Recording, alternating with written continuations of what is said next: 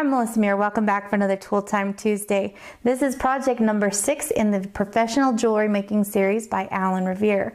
And this is the toggle bracelet. We are going to be using 1.5mm wire. Now, one of the things about that is that sometimes it's kind of difficult to find your wire in that unit of measurement. So a lot of times, especially here in the United States, we can find our wire by gauge. Now, if you look in the back of the book, there is a conversion chart that allows you to see what the different measurements will equate to. Now 1.5mm is just slightly smaller than 14 gauge. 14 gauge is 1.6mm. So if you wanted to work with 1.5mm, you're either going to need to specially order this in that 1.5, or you can use your draw bench. Now, if you haven't already seen it, I do have a video on how to make your own draw bench for under $100. It's really, really simple to do with just a boat winch and maybe even a vise. So check that video out as well.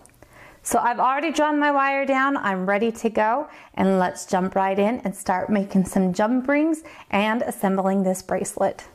Now the first thing that I need to do is I need to coil up my wire.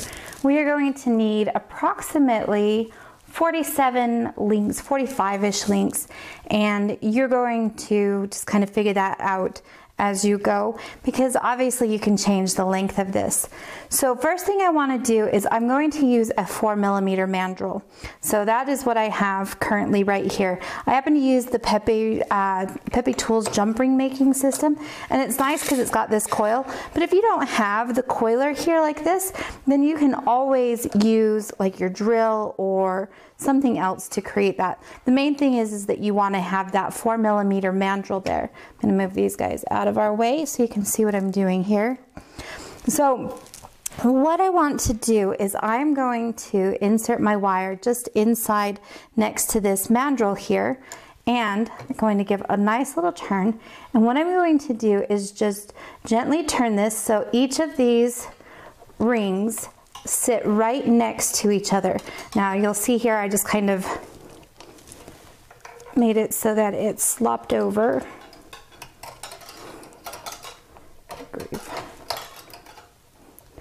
Now what I want to do is I want to make sure that each of these rings sit right next to the other ring. And so we're creating kind of a nice coil here. And I may not actually be able to get 45 rings on this one mandrel, which I know I won't. So I'll probably have to do this a couple of different times. So I just gently want to, and I'm pulling hard right here on my wire so that everything stays nice and tight.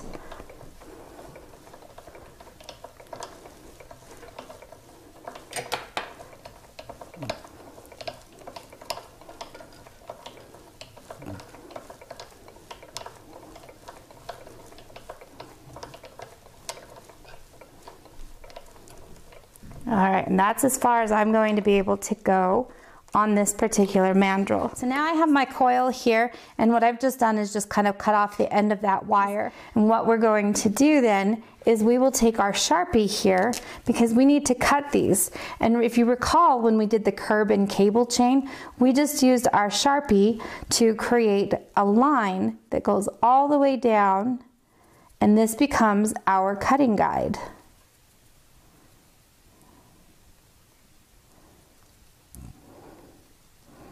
And that allows us to make sure that our rings stay the same size and the proper, kind of the proper dimension. Like you don't want to be cutting all over the place. Otherwise, you're going to end up with some rings that are a little smaller and others that are larger. All right, now it turned out that I actually have about 50 rings on here, so I am done with this one. I do not need to make more, but I do need to make some more around a 1.5mm mandrel. Now, it might be a little difficult to find a 1.5mm mandrel, so what I did was I found a piece of wire that was also 1.5mm. In this case, it is copper. It's definitely not going to be as strong as, say, something that is steel or something kind of stronger like that, but it is going to work, and I only really need just 4 rings of this anyway. All right, so now what I've done is I have put my mandrel that's in here, and I'm going to take this wire, and again I'm going to do the same thing, and I want to just kind of go slow so that I can make sure that I get my coils or the little rings nice and tight. All right, so now I've actually wrapped probably about 6 rings, and that's totally fine. I want to create a couple of extras so that in case something goes wrong, maybe I have a meltdown on 1 or 2 of them, then I at least have some extras that I can go back and work with. Okay, take that out now. And I can slip this off of my little mandrel, and we're ready to cut those as well.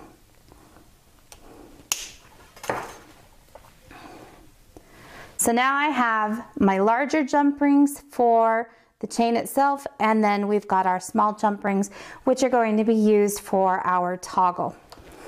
All right, the next thing that needs to be done is I need to brace this onto my bench pin, and I'm going to cut my rings along that line that I have created.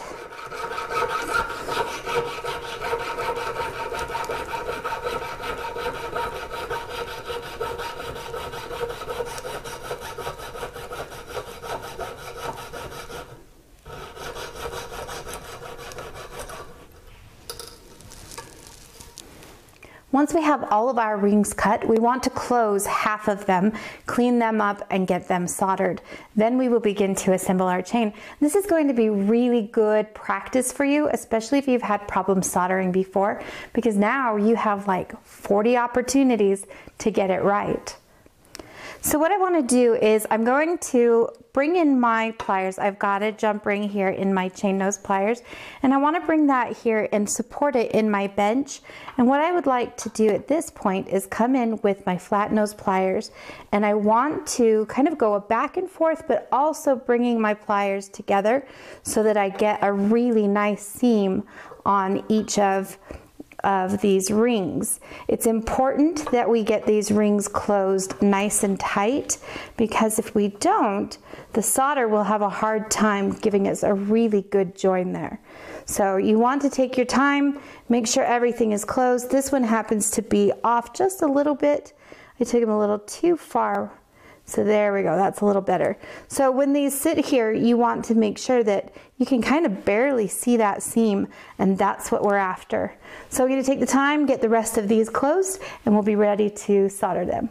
Once I have all of these rings cut, now it is time to do the soldering. But before we can do our soldering, we need to prepare our charcoal block. The next thing we need to do is create some grooves into our charcoal block.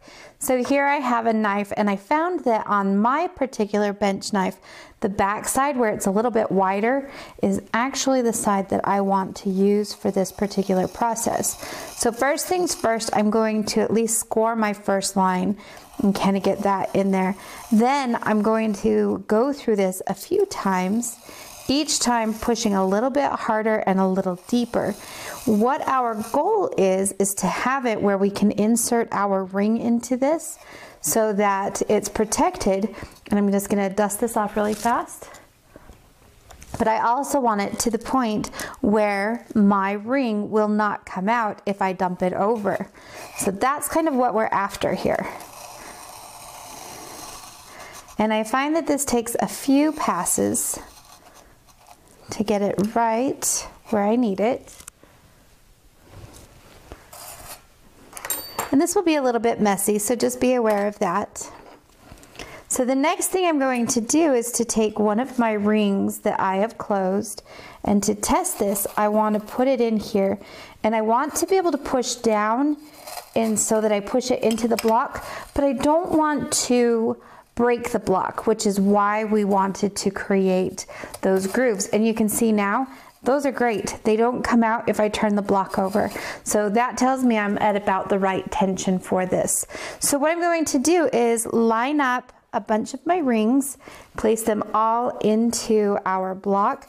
I don't want them to be too close to each other, and I'm putting the seam so that it is on the top here. And that will make it easy for me to place my flux and my solder and be able to go from one ring to the next, to the next, to the next.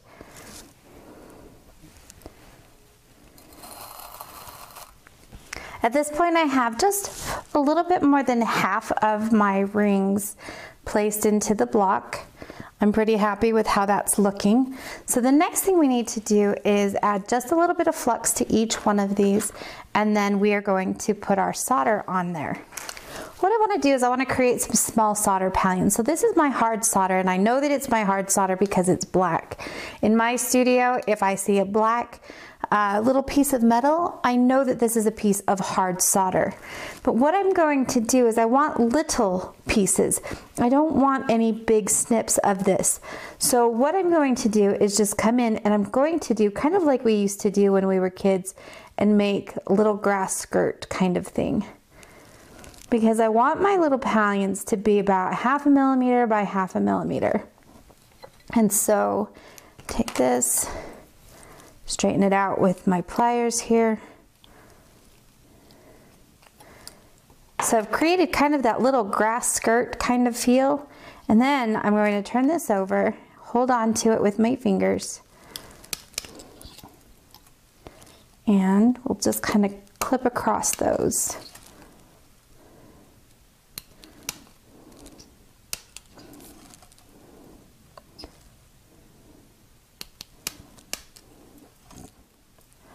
And so now I've got my little pile here, and by creating this little pile, what I can do is when I'm soldering, if I need to, I can always come over here and pick one of these up and place it onto my seam if the one that I was working with happens to blow away or anything like that. The next thing I want to do is I want to take just the very tip of my flux brush. And if you recall in some of the other chain videos, like the curb and cable chain videos, we want to place just ever so slight amount of flux right here on the seam. And that is going to help us keep our solder confined just to this little seam. If you find that you have too much, you can always take another brush that's been kind of dried off just a little bit and wick away some of the moisture from the seam.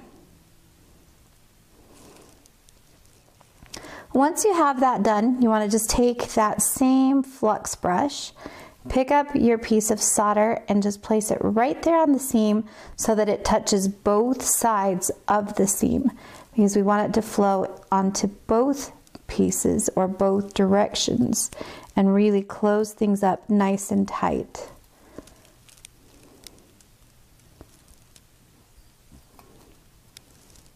In my case, I'm trying to get it right on the top just so that it's easier for me to see. And that way I have a little better control and ability to see when that solder has flowed and to make sure that it flowed properly. So now that I have everything fluxed, I want to dry this flux a little bit. I'm going to do it just very, very gently so that my solder does not fly off of my pieces. So I want to come in just gently and ever so gently just kind of sweep by my pieces, not really putting any of my flame into their direction. And so I've actually dropped a piece of solder. So I'll pick that up, maybe, and put it back onto the piece. I want to come in and just very gently kind of warm things up so that the solder will flow. I like to come in and kind of come out. It helps me to have a little better heat control on this, and that way things warm up a little more evenly and my solder seems to flow a bit better. I like to come in kind of off to the side but kind of underneath. Never at any point do I really want to put the flame right onto that solder itself.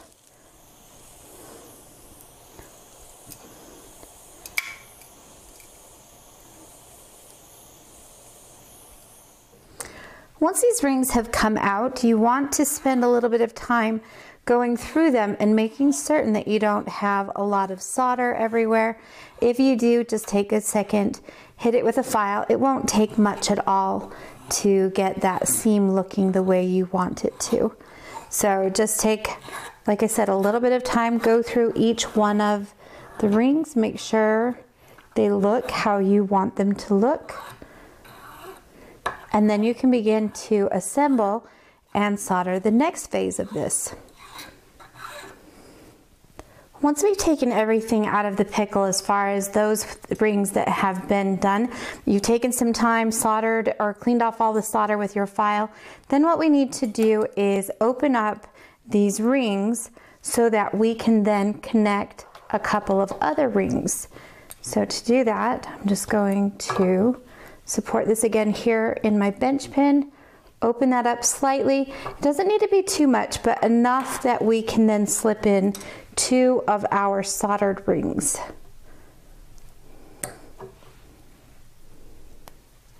There's one, and here's the second one. Once you have those in there, then we want to close this ring back up.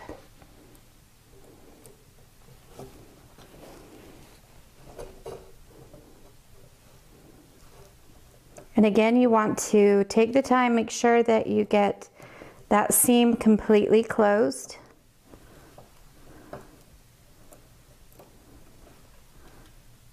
There. We are going to create these little links of 3, just like that. And then we'll come back after we've created all of our little 3 links with the rings that we've soldered closed. We'll then solder that center ring closed and then proceed from there to do the rest of our chain. We are going to lay this out similar to the way that we did before with the rings in here. You again want to have your seam face up. It helps if you do this with your pliers.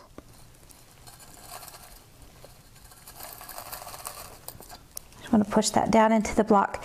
Now, when you're doing this, we don't want to freeze our chain.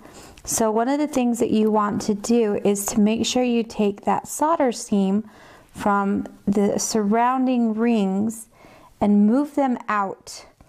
So that way, when we get our piece up to temperature and flow the solder, we don't actually flow the solder on the soldered rings already and make the chain freeze or solder each of the rings together. So we want to do the same process again that we did before. So again, I'm just going to put a little bit of flux on here. It's right there on that seam. And we'll take our little solder pieces, put them onto the seam, and flow that just like we did before.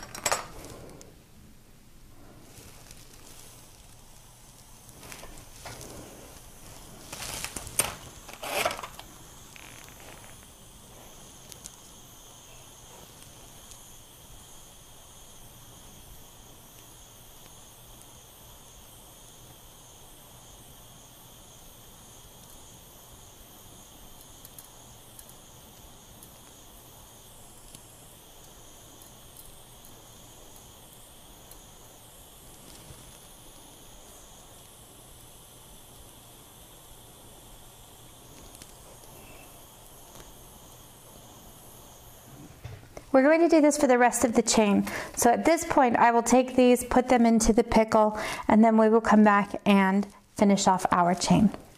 So once again, I've taken the 3 link pieces now, and I've joined them with another jump ring. So again, I'm going to apply my flux to this, and we will apply a piece of solder to the join, like so, and we're ready to heat this up.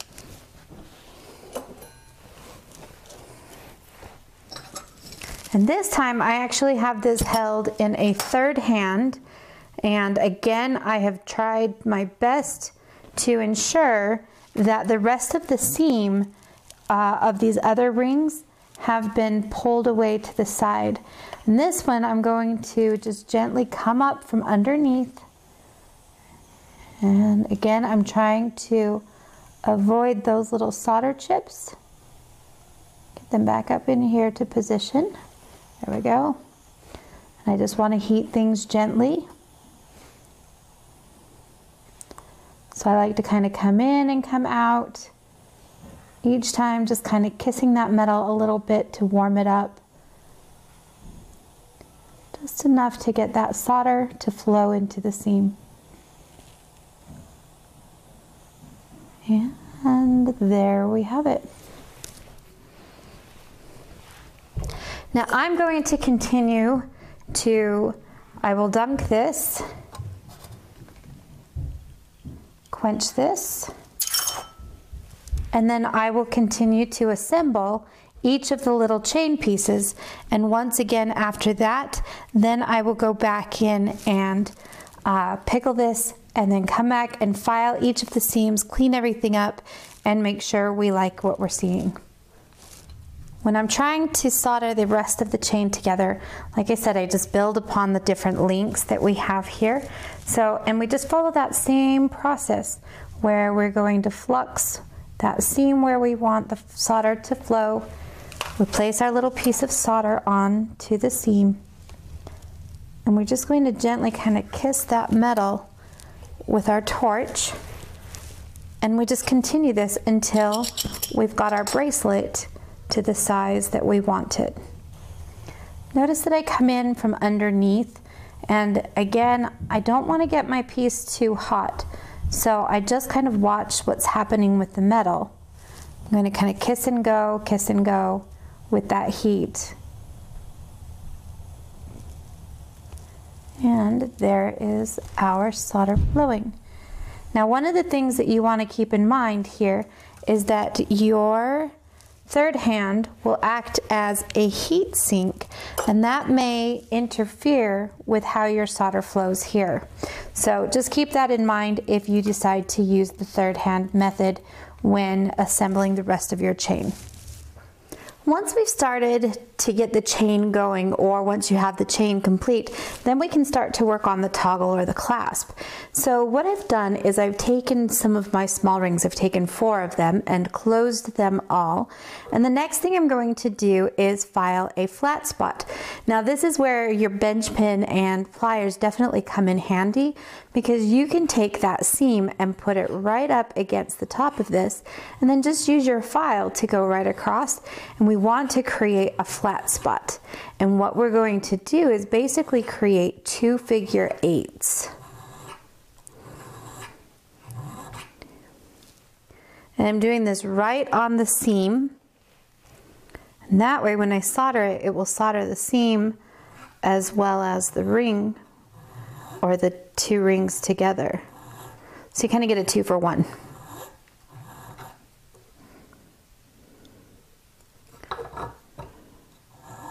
Once you have these completed with the filing, then we're going to move it to our charcoal block and get it soldered. I've laid these next to each other. The seams are facing each other. I've placed a little bit of flux and a small piece of solder right here on each one of these. And now we are going to solder them closed.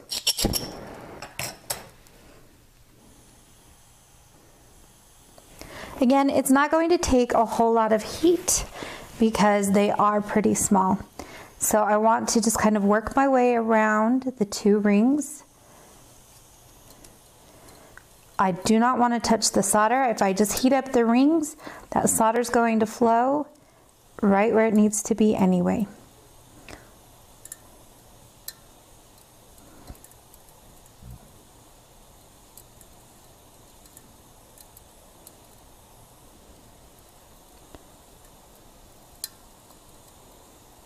And there goes that solder.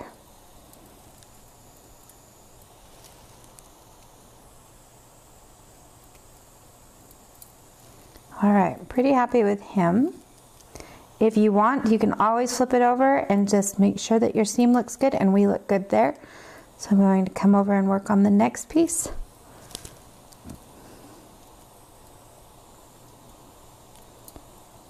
Again, just kind of work around that piece.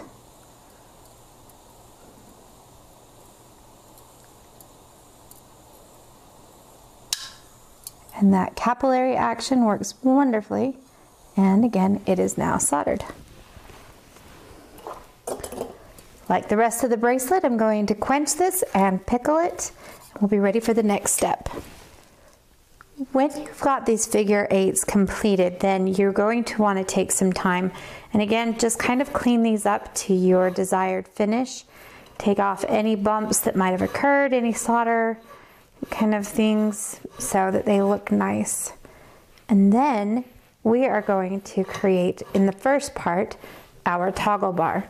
But like I said, take a minute here just to kind of clean things up, get the finish the way that you like it. In addition to cleaning up the outsides, you want to use a small round file and just kind of clean up the inside of these as well. And you want to do that on all 4 holes, like so.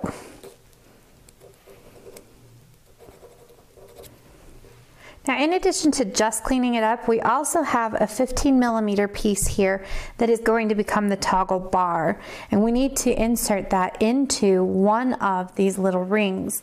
So if it does not already fit in there, you need to use your file to kind of create that opening just a bit more so that it will fit in there. You want it to be fairly snug so that you can make sure that when you do your solder, it will go into place where it needs to. So now I have that pin in between one of the holes in my little figure eight, and I find that in order to help kind of keep this laid out straight, I just placed my little figure eight standing up on end into one of the grooves that we were working with. Now I've already placed my little chip of solder right there, and I'm very gently just going to warm this up and attempt to get that solder to flow.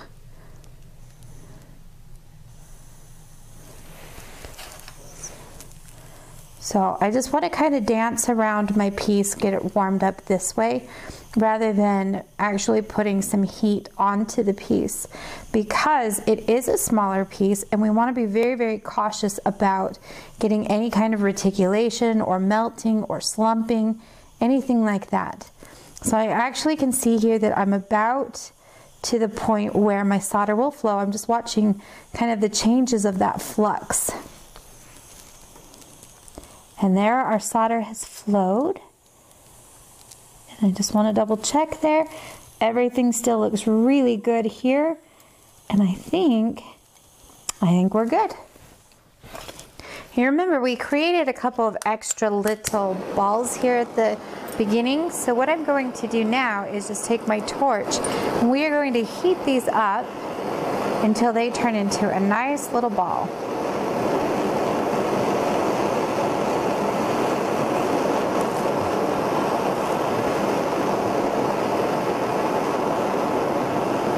And what I want to do is, once we get that ball, I'm just going to kind of hold the heat here, but I want to kind of pull it back.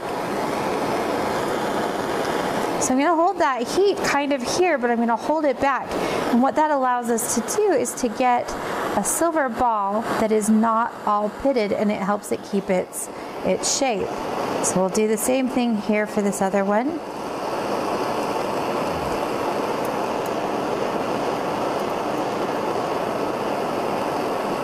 Again, I'm going to pull it back and just allow the heat to kind of be there until things kind of settle.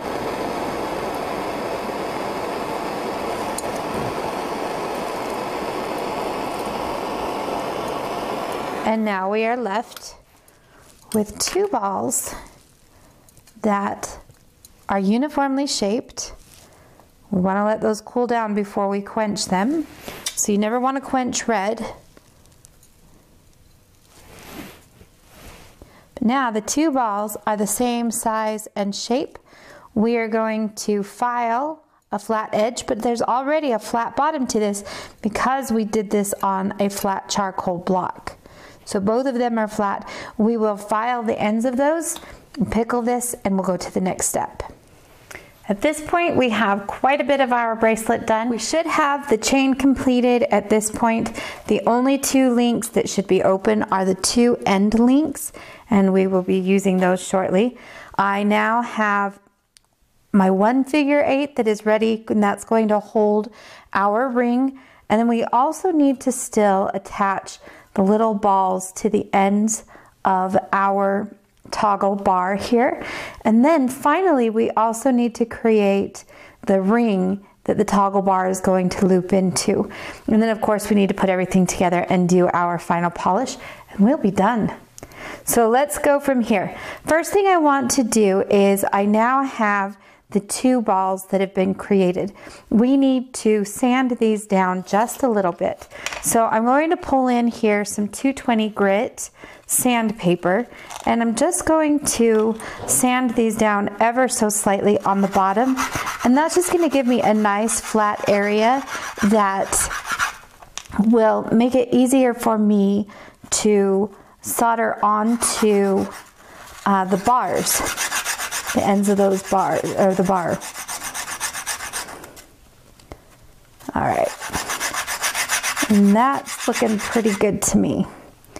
So there's one end, and then we'll do the other really quickly if I don't lose it into my pumice here.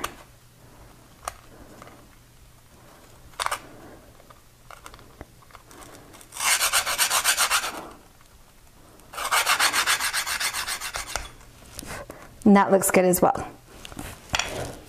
So what I'm going to do now is I'm going to flip these over so that they are face up. I'm just going to use these grooves right here to help me lay them out. I'm going to place them face up so that that side that I just filed onto them is facing up. And what I'm going to do, this time I'm actually going to use some medium solder, and I'm going to get the solder just barely to the flow point, and then we'll bring in and solder it onto our bar. First things first, I need to add some flux to both pieces. So I'm just going to warm this up just ever so slightly, just to get that flux to dry, and so that way it doesn't bubble my solder off. Now I'm going to take my little solder pallions, place it right on the very end of that. If your solder is really small, which mine is, you may want to use a couple little pieces.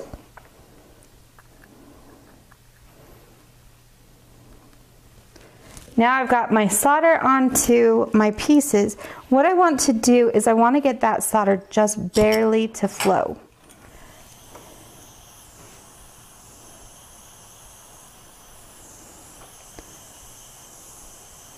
So again, I'm just going to kind of gently kiss that metal, and there it just barely started to flow, and I don't want it to go beyond that. And my solder bubbled off. And now I have my toggle bar. What I'm going to do is get this fluxed up, and I'm going to put this into my third hand. So now you can see I've positioned this with my third hand onto the ball, and I'm going to just ever so gently heat up from underneath on this to help get that solder to flow. Again, I want to just gently heat the whole thing up.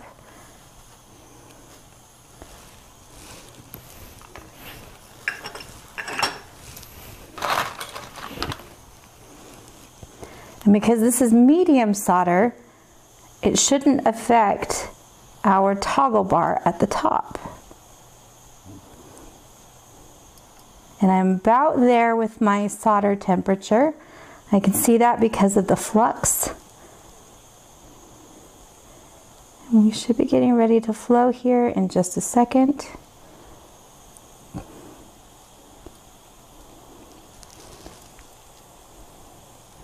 And there it goes. Perfect. I'm going to quench this and we'll do the other side.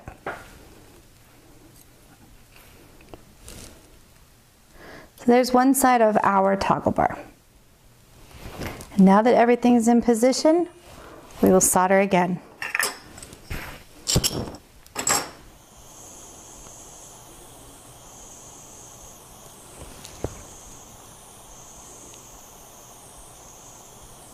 And I just watched the flash of the solder, so we are good. So once again, I'll quench this. And now our toggle bar is completed. Put this into the pickle and we'll do the next portion of our bar. So another thing that we have here is we've got a 35mm piece of wire. I have filed my ends completely flush so that we're ready to go there. I'm also going to be using some half round pliers, so that's where we kind of have a round inside and a flat on the inside of the other side. I also have a bezel mandrel. I'm working here on a sandbag, but you might find it handy to mount this bezel mandrel into something and begin to form it that way, because as you can see, it likes to roll around. So what I'm going to do is just use this bezel mandrel and my hammer and begin to shape this wire. I'm going to do the other side.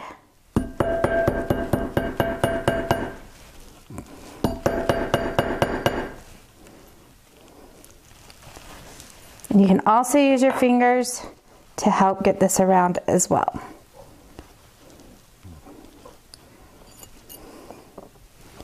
Okay, so I've got the basic shape going, and now what I'm going to do is I'm going to use these half round pliers, and I'm just going to help bring this around like so.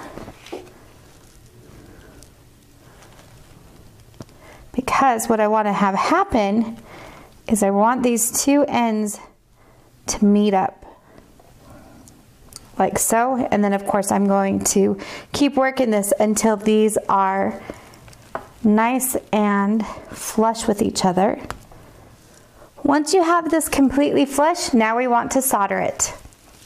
Once you have this all pickled and cleaned up, so I've taken a file and just removed some of the extra solder that was on here, we're going to be using this sandbag, and I am going to use the tapered mandrel to help reshape this to make it round. So I just want to kind of hammer out the air pockets that happen because we are not round. There we go. And I'm just going to bring this down. This is also going to be a really good test for your seam, because if it pops here, you know that you didn't get it quite soldered properly. At this point, looking at this, looks like we are nice and round. All right, so once we have this round, and this is going to seem a little counterintuitive till you realize what it is that we're doing, we actually now need to cut our ring open. The reason we need to cut our ring open is because we need to slip this inside of our little figure 8. So get your jeweler's saw and we'll cut this open. So like I said before, we're just going to take this ring and we are going to cut this open.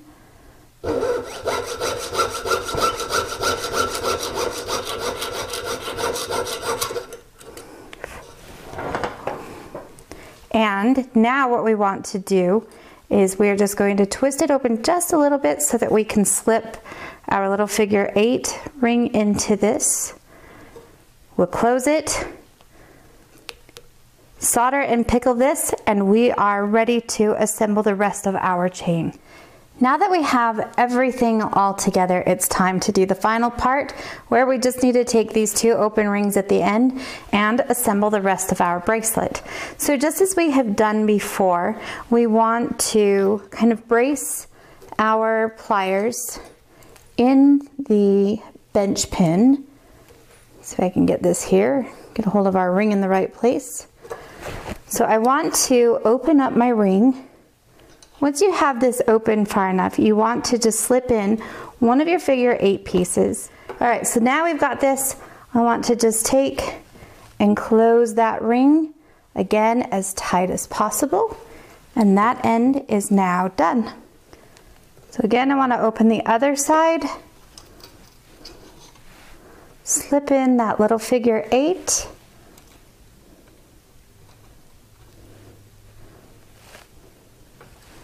And we'll close that ring back up.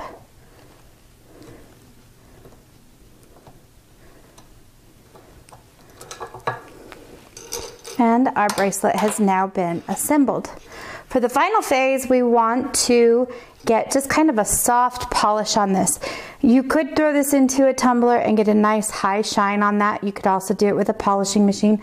But I'm actually just going to use a brass brush and a little bit of dish soap and water. Typically I do this phase at my sink, but because my photo setup is not at the sink, then I need to find a different way to do this. So I just have a little bucket here filled with some water. I have my brass brush. I'm just going to get the brass brush wet, and I want to just put a little bit of soap. It's not going to take a whole lot for this. And then I just want to rub this chain with the brass brush. And it's just going to take a little bit of effort, you know, because you want to get into each of the different chain areas. So you can lather this up and just kind of rub along. That soap helps to act as a lubricant.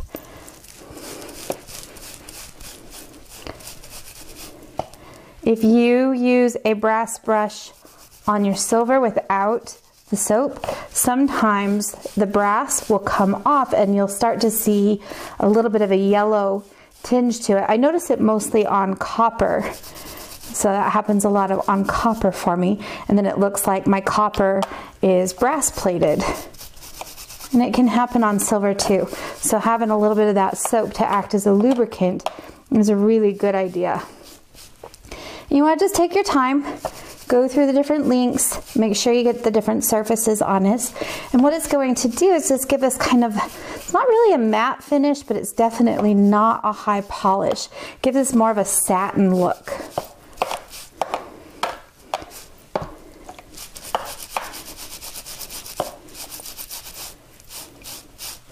You can see already it's starting to look really, really nice.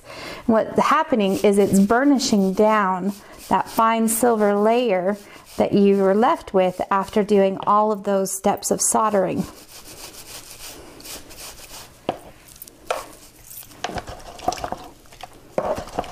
Now another thing too, when you use a brass brush, you want to shake out as much water as possible, and you never want to dry your brush with the bristles side up, because what's going to happen is all that water is going to come here into the wood and it will destroy your brush. Matter of fact, you can already see kind of on mine, there's a little bit of a curve here to this, and there's a split. And that's just something that's going to happen with any of your brushes that have kind of this wooden handle. So I find that if I knock the water out as much as possible, and then I dry it like this, so that the brass brush or the bristles are face down, and the wood tends to remain a little bit drier, and I have a little more longevity on my brush. All right, so once you have this all done and you're satisfied, you're just gonna rinse this off, wear it, and you're done. So that brings us to the end of project 6 of the toggle bracelet. I hope you guys enjoyed this. Now keep in mind also that I am not yet a master. I am working through this book right along with you. And even though I've done this particular project a number of times, like too many to count, I am also attempting to work through the book as Alan has it written. So there are some new techniques, different ways to hold pliers and things like that that are new for me as well. So if you see me stumble, that would be why, because I am also trying to learn new techniques as I go along. I hope you guys liked the video. If you did, please give me a thumbs up. If you'd like to see the rest of the projects that we are working through as we go through them, make sure to subscribe and ring the bell so that you get notifications for when I create new videos. I will see you guys next time. Thanks so much for watching.